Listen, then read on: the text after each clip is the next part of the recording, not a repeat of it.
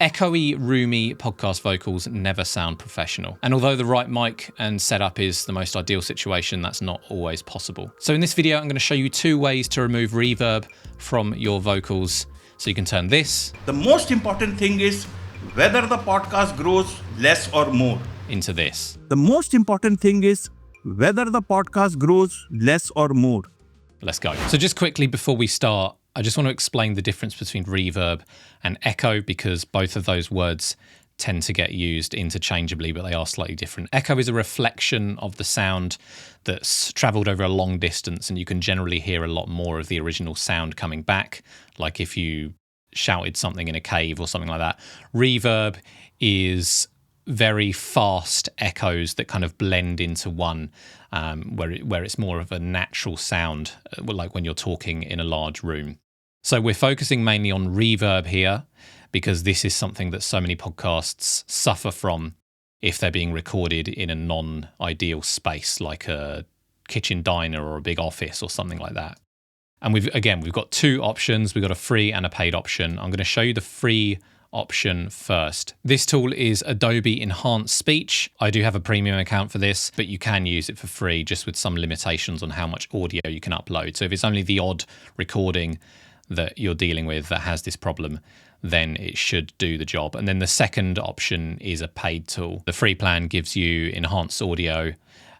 You can't upload multiple files at a time, and it's only a 30-minute max duration. But even if your podcast lasts longer than 30 minutes, you can always use something like Audacity to cut it in half and upload both sides. And then obviously if you pay for the premium plan, then your limits are much higher. But let's take a look at this piece of audio. So podcast.adobe.com you need to go to, and then it will just allow you to drag and drop your podcast recording here. And once it's uploaded, it will give you a few options here. So we've got this recording that we looked at in the first video in this series. We turn off that for a moment. There's a huge amount of noise, which we figured out a way of dealing with in the first video, but I want to show you the reverb. To create barriers that I am recording a show and there will be 1 show, 2. So it sounds like he's recorded from quite a distance. I'm just uploading a second example there, but while that's uploading, when you turn on this enhanced, I'm going to turn it to 0 for now, and then the most background noise, and just adjust it so you can hear the difference. Show 3 shows, then it will create that thing in your mind. But coming from a journalism background, journalists work very hard. I come from the traditional journalism background. People used to work very hard. You work out 8 to 10 hours a day. More than that, you go. So this is quite incredible what it can do. There are more surgical tools available, which we're going to take a look at. But as a free tool, you can remove an awful lot of the background noise and then enhance the speech after. I want to show you that one more time. From your house to the office, so this on a bus, then background one is removing sort of all sorts of background noise, so the noise as well as the reverb. From there, if you are a print journalist, you go to different places, do interviews again. It still sounds a little bit roomy and a bit thin, and then we can enhance the speech as well to make that sound a little bit more intimate and professional. Use the bus, several interviews a day, and that is, you see, every day it needs so many hours of.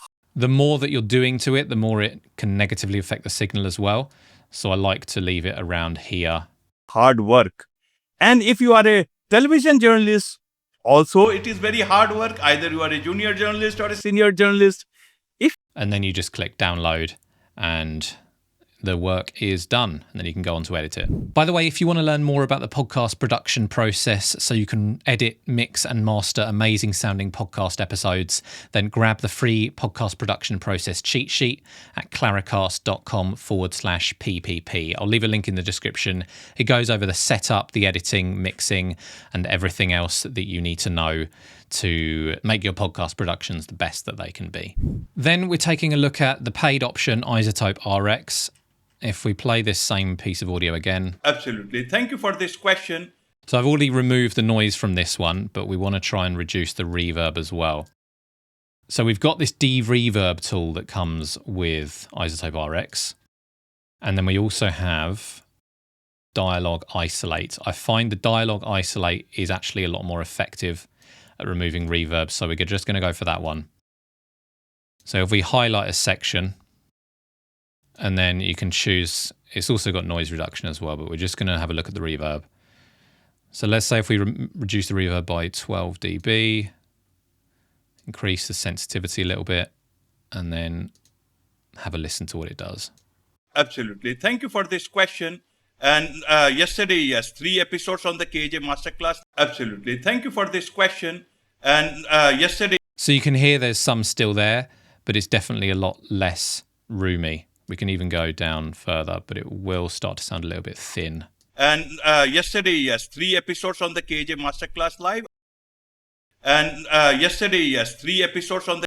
So it has a big effect on how much reverb is left, but it does affect the signal negatively. And then just taking a look at this other less extreme example. Business-wise, it's taken away my need to actually go out and source new work. So if you listen closely there, it does sound like it's been recorded in a large room. It's a little bit reverby. So if we switch to the enhanced, let's just take this off again. So that's been a huge change.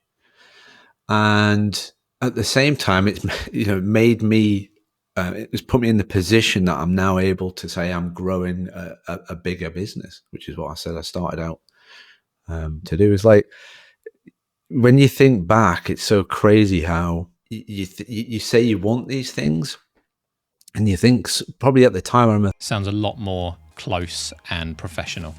I hope this has helped you to clear up some of those roomy recordings. Reverb is one of the most tricky things to fix after recording, but I hope this can at least get you around 80% of the way there so that your podcast sounds that bit more professional. Hit subscribe for the rest of the series or click on the links in the description. And as always, thank you so much for watching, and I'll see you in the next one.